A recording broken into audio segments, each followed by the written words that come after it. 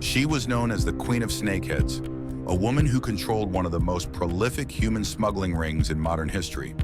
But what if I told you that Sister Ping wasn't just a criminal mastermind? To some, she was a savior, delivering thousands of Chinese migrants to the promised land of America.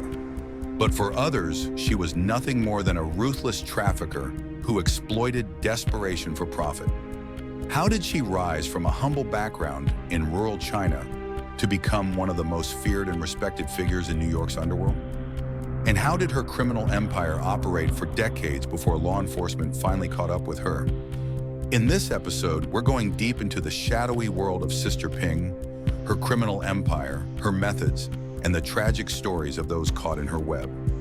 Sister Ping's story begins in the rural province of Fujian, China, a region that has, for centuries, been at the heart of Chinese migration. Born in 1949 as Cheng Ping, she grew up in a small village plagued by poverty, where opportunities were scarce and families dreamed of escaping to the West for a better life. But who could have predicted that this quiet girl would one day become one of the most powerful human traffickers in the world? What if I told you that from an early age, Ping was already showing signs of her future ambition? Her family's struggle to survive in a rapidly changing China planted the seeds of her desire to escape. By the early 1980s, Ping made her move. She emigrated to New York City, hoping to find success in America's bustling Chinatown. In Chinatown, Ping found a thriving Chinese immigrant community, but she also found something else: opportunity. Chinatown in the 1980s was a hotbed of crime and smuggling. Here, she would begin building the empire that would one day make her both feared and revered. When Ping arrived in New York City, she started small.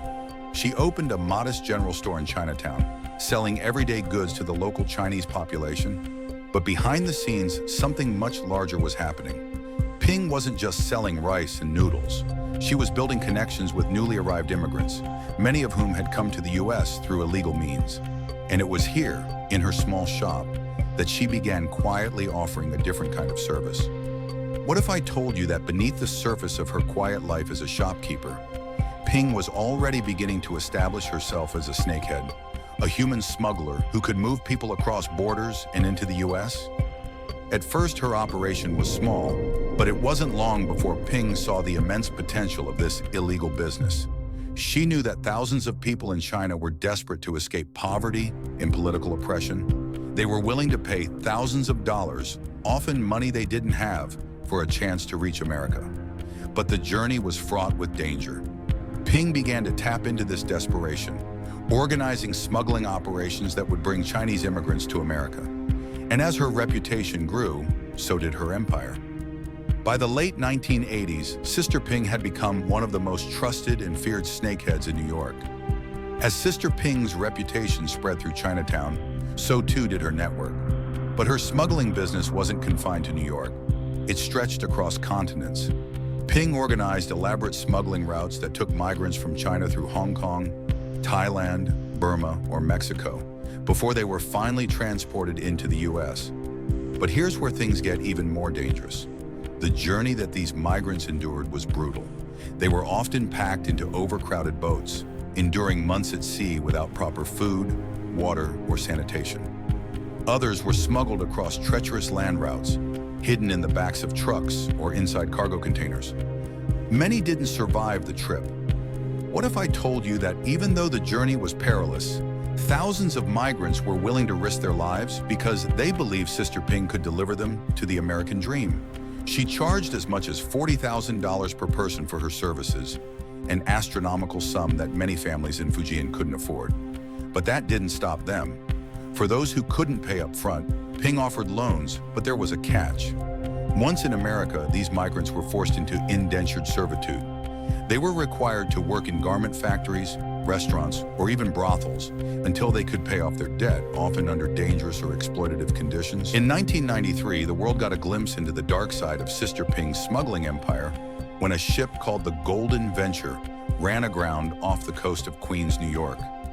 On board were nearly 300 undocumented Chinese migrants who had been smuggled by Ping's network. The ship had made the perilous journey from Southeast Asia, but tragedy struck just as it reached American shores. As the ship ran aground, The migrants were forced to jump into the freezing waters and swim to safety. But for many, that swim would be their last. 10 people drowned that night, and those who survived were quickly apprehended by U.S. immigration authorities. This was a public relations disaster for Sister Ping. The tragedy made international headlines, and suddenly, her smuggling empire was no longer operating in the shadows. The Golden Venture incident revealed the brutal conditions under which Ping's smuggling operation operated, and it put her squarely in the crosshairs of U.S. law enforcement. But here's the twist. Even as law enforcement began to close in on her, Sister Ping continued to operate her network for years, evading capture with a level of cunning that shocked investigators. For years, Sister Ping operated in the shadows, evading law enforcement while continuing to run her lucrative human smuggling network. But by the late 1990s, authorities were closing in. Ping had become a top target for U.S. and international law enforcement agencies who had begun to piece together the scope of her smuggling empire. In 2000, her luck ran out. Sister Ping was arrested in Hong Kong and extradited to the United States to face charges of alien smuggling, money laundering, and hostage-taking.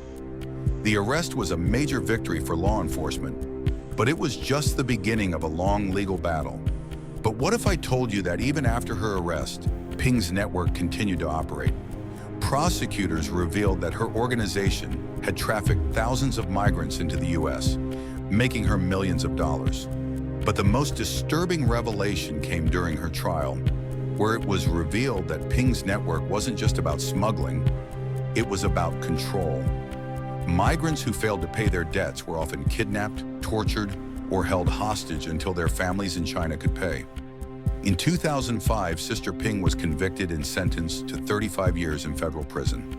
The U.S. Attorney's Office described her as one of the most dangerous and prolific smugglers in the world, profiting off the misery of thousands. But even after her conviction, Ping remained an enigmatic figure, a woman who, to some, was a villain, and to others, a hero. Sister Ping died in federal prison in 2014 at the age of 65. But even in death, her legacy remains controversial. To law enforcement and prosecutors, she was a ruthless trafficker, a criminal who exploited desperate people for profit. But in New York's Fujianese immigrant community, she is remembered differently. To many, Ping was a savior, a woman who gave thousands of people a chance to escape poverty and political repression, even if the price was steep. But here's the chilling truth. While Sister Ping's empire may have been dismantled, human trafficking is far from over. Across the world, snakeheads like Ping continue to exploit the desperation of migrants seeking a better life. The methods may change, but the human cost remains the same. Sister Ping's story is a window into the dark world of human trafficking, a global problem that affects millions of people every year. From Southeast Asia to Central America, smugglers continue to profit off the hopes and dreams of those seeking a better life. But as long as there is desperation, there will be snakeheads ready to exploit it. Human trafficking remains one of the most difficult crimes to eradicate, with networks that span continents and evolve with every law enforcement crackdown. Sister Ping may be gone, but her story is a stark reminder of the human cost of illegal immigration and the lengths to which people will go to escape hardship. The rise and fall of Sister Ping is a story of ambition, greed, and desperation.